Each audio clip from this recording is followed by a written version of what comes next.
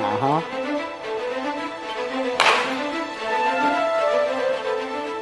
Why does the pitcher move on the mound? Angles. Angles. He's trying to expose something within the hitter, right?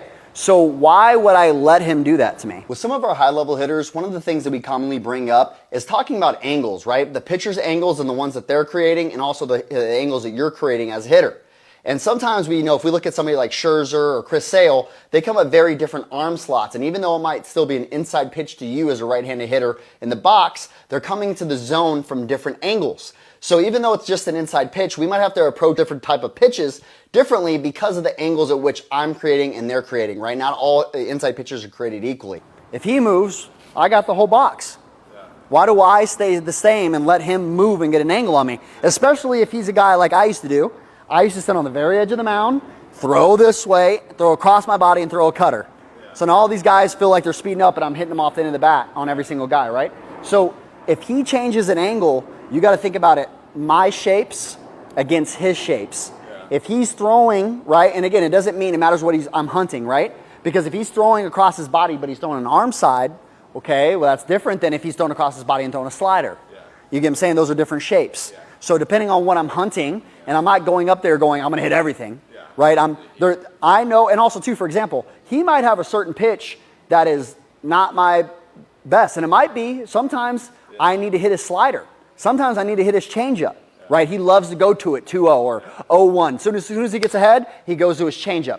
Well, I like his changeup more than I like his, arm side fastball that's doing whatever because of, right now today I feel tied up a little bit, and the changeup is he throws it down in the zone. I like it down there. When he throws his fastball, he goes high spin up the top of the zone with some arm side or whatever, right? It's like, okay, for me today, the changeup would be something better for me to hunt. Where when I'm younger, it's like, oh, I'm always hunting fastball. It's like, well, what if his changeup is ass? Like that would be a great pitch, and he loves to go to it, right? And it's not even a good pitch; it just offsets that fastball. You get what I'm saying? And you set up in the box like this. The catcher probably will have no idea you even moved, right? Because it's so many hitters and they're slightly angles in orientation. But I'm just not letting him get an angle on me, right? So I'll watch Miggy sometimes. He sets up like this, bro. The next to bat, he's like this.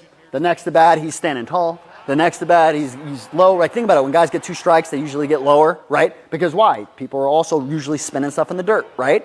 And then also too, if a guy's throwing a high fastball, like Miggy sometimes would stand up, and so he can feel more like above it, right? And some of those things. So what I'm saying is you don't need to have the same batting stance every single time. And this isn't new school. This is, if you go all the way back, Pete Rose used to talk about it all the time. You do one of 6 things when you get into a wall. You know what they are? Yeah. Okay? No, tell me. All right? Closer to the plate. Further away from the plate. Up in the box. Back in the box. Choke up in the bat more. Choke down in the bat more. Make it heavier, make it lighter. But also you have another one that he didn't talk about, which is this way and this way, right? I can open up, I can close off, right? Depending on what he's doing, I can just change my angle instead of changing my swing. Same swing, change my orientation. You get what I'm saying? Never change your swing. Your swing got you to the big leagues.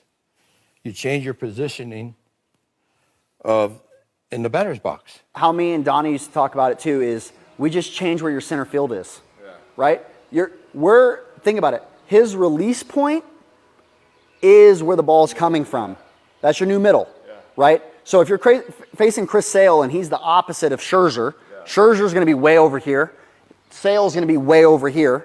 And then they have different shapes. Some guys, again, like I said, they might throw from that angle and do something else, right? So what I'm saying is like, keep that in mind, right? Where it's like, it doesn't have to be one. We're slowly building on top of it, but I want you to open where it's like, I can use my swing and change some angles and combat some certain guys. You get what I'm saying? Yeah. In his head, he would take the field, right, his diamond, and he would shift it or he would shift it.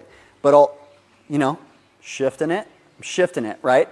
Yes, the lines are where the lines are, but in his head, he would change the angles, and that would help him create a swing that would play off that pitch.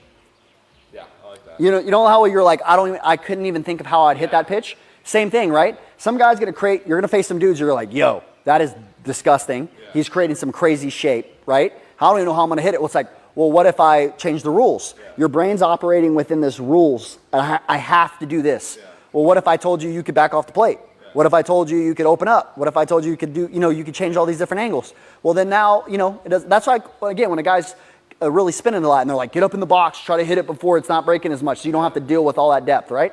Same thing, it's like, dude, if he's creating certain things and I know how my body moves, I can change these little angles. Yeah. Or, like I said, I used to have a guy too that would set up really close when he wanted to bait guys to throw into him, and then he would just stride open.